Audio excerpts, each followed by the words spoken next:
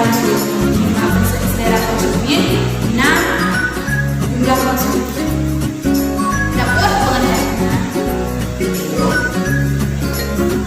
Harga barang itu sendiri. Semakin tinggi tingkat harga barang itu, maka itu bisa mempengaruhi permintaan dan penawaran. Karena konsumen akan membeli barang lain yang mirip dengan barang itu. Sehingga itu bisa mempengaruhi permintaan dan penawaran. Kedua, harga produk lain yang berhubungan.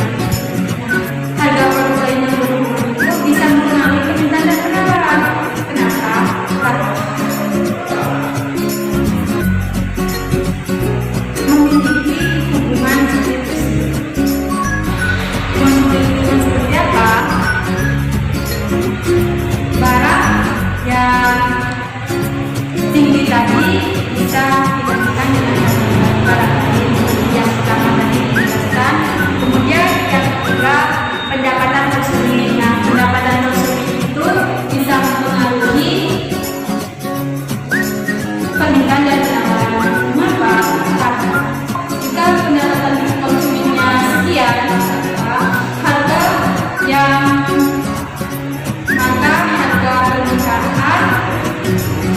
maka harga permintaan dan penawaran itu yang sekian juga sebenarnya. Yang keempat, selera konsumen. Selera konsumen itu bisa mempengaruhi permintaan dan penawaran. Jika konsumennya selera barang ini, maka barang ini akan naik seperti itu. Seperti di tren-tren ya, seperti tren jubah, maka jubah bagaimana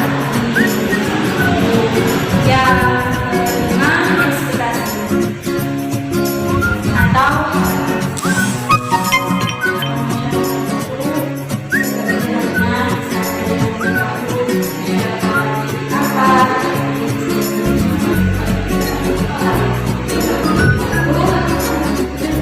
bisa mempengaruhi permintaan dan penawaran. Nah, yang terakhir, jumlah konsumen. Jumlah konsumen di sini ukur permintaan dan penawaran. Ukur permintaan dan penawaran itu sebentar. Semakin tinggi harga suatu barang, maka permintaannya berbanding sekali ya. Jika misalnya harga beras naik, permintaan terhadap beras tersebut akan menurun. Seperti itu bisa dibandingkan dengan kayak gandum, roti, beras.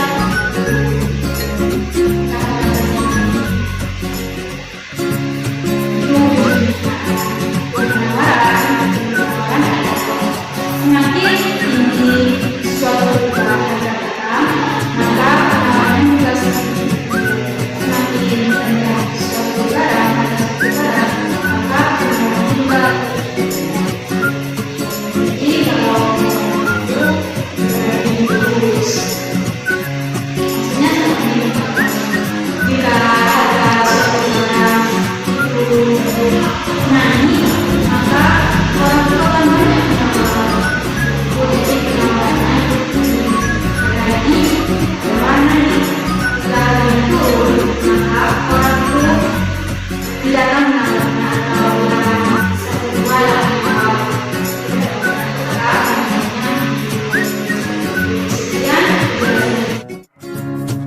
Assalamualaikum warahmatullahi wabarakatuh. Perkenalkan, nama saya Muhammad Hudin. NPM saya 1922111044. Baik, di sini saya akan menjelaskan mengenai pergerakan di sepanjang kurva dan pergeseran kurva. Pergerakan di sepanjang kurva permintaan dan ada juga pergeseran kurva permintaan. Pergerakan di sepanjang kurva permintaan dan pergeseran kurva permintaan. Yang keempat, pergeseran kurva penawaran. Oke, Pergerakan di sepanjang kurva permintaan terjadi ketika harga barang itu sendiri mengalami perubahan. Jadi kurva tersebut terjadi ketika harga barang itu sendiri mengalami perubahan. Kalau tidak ada perubahan, maka kurva tersebut tidak akan menerima sebuah permintaan. Kedua, pergeseran kurva permintaan bergeser dari kanan ke kiri atau sebaliknya seperti ditunjukkan oleh kurva yang contoh dari nanti saya akan berikan contohnya. Kurva permintaan bergeser ke kanan jika terdapat faktor-faktor yang menyebabkan permintaan bertambah, dan bergeser ke kiri jika terdapat faktor-faktor lain yang menyebabkan permintaan barang tersebut berkurang.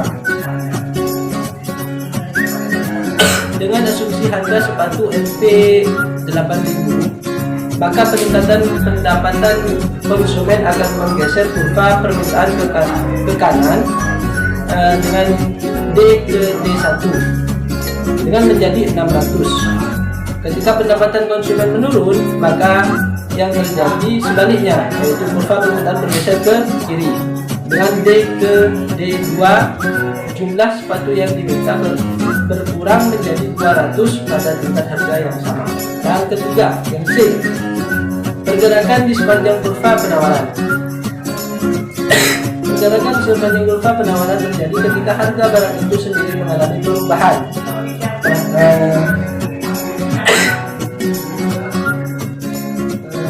Kemudian jika seandainya jumlah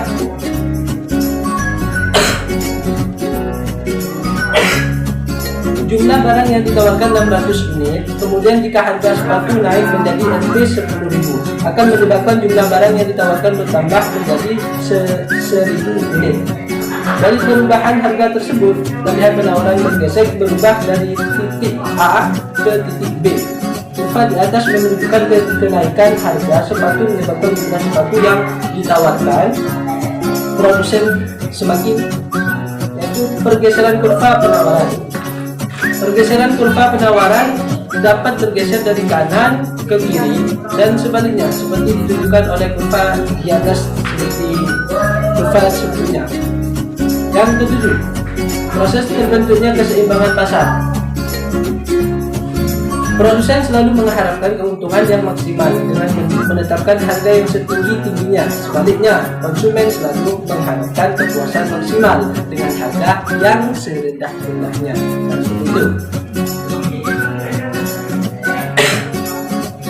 Keseimbangan pasar terjadi pada tingkatan harga dan jumlah barang dan jasa yang diminta sama dengan jumlahnya barang dan jasa yang ditawarkan.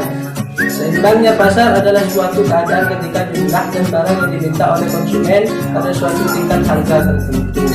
Jadi,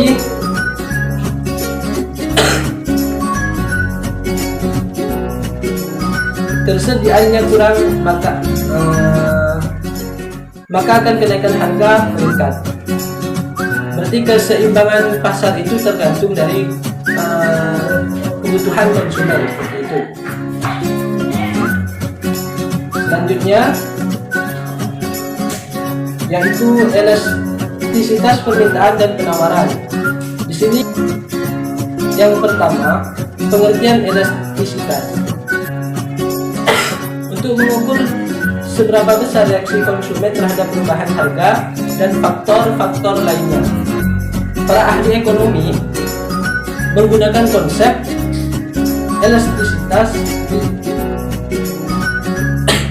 Elastisitas adalah rasio yang mengukur perubahan jumlah yang diminta atau ditawarkan sebagai akibat perubahan faktor yang mempengaruhinya.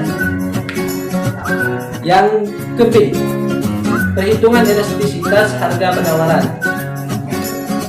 Elastisitas harga penawaran elastis yaitu jika persentase perubahan jumlah barang yang diminta lebih besar daripada persentase perubahan harga itu. Dan yang dimaksud dengan inelastis yaitu jika persentase perubahan jumlah barang yang diminta lebih kecil daripada persentase perubahan harganya atau nilai konversinya. Yang ketiga yaitu elastis uniter. Elastis uniter yaitu persentase perubahan jumlah barang yang diminta sama dengan persentase perubahan harganya. Yang keempat yaitu elastis sempurna.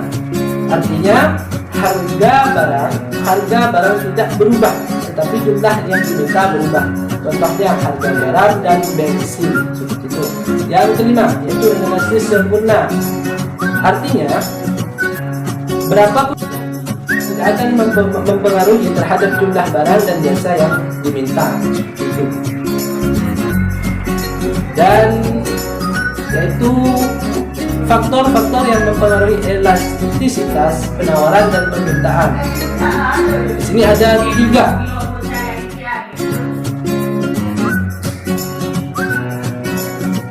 Ada 3. Yang pertama yaitu jenis produk, dan yang kedua sifat perubahan biaya produksi, yang ketiga yaitu jangka waktu. Jenis produk, contohnya ketika harga barang naik 15%, petani tidak akan dapat langsung panen, tetapi harus menanam dahulu padi dan baru dapat dipanen 5 atau 6 bulan yang akan datang. Seperti itu jenis produk, masih diolah dulu beberapa bulan sebelum diproduk. Yang kedua, sifat perubahan biaya produksi, itu penawaran akan bersifat inelastis jika kenaikan penawaran hanya dapat dilakukan dengan mengeluarkan biaya tinggi. Sebaliknya, penawaran yang dapat ditambah dengan mengeluarkan biaya tambahan yang tidak terlalu besar, penawaran akan bersifat elastis. Yang ketiga, jangka waktu. Jangka waktu, hampir semua barang memiliki elastisitas penawaran yang lebih besar dalam jangka panjang dibandingkan dengan dalam jangka pendek. Hal ini disebabkan karena perusahaan dalam jangka panjang dapat menganalisis masalah-masalah yang muncul dalam jangka pendek. Contohnya, perusahaan tekstil dalam jangka waktu kurang 1 tahun tidak akan dapat membangun pabrik baru. Itu. Yang B, faktor-faktor yang mempengaruhi elastisitas permintaan. Apa yang dimaksud dengan faktor-faktor yang mempengaruhi elastisitas permintaan? Yaitu merupakan sebuah ukuran seberapa besar derajat kepekaan permintaan terhadap perubahan harga. Itu.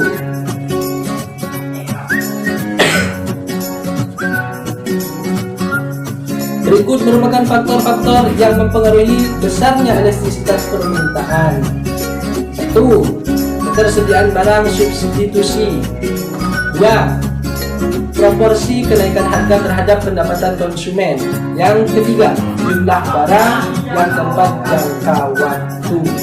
Nah, 4 ini adalah faktor-faktor yang mempengaruhi besarnya elastisitas permintaan. Sekian dari saya, kurang lebihnya mohon maaf.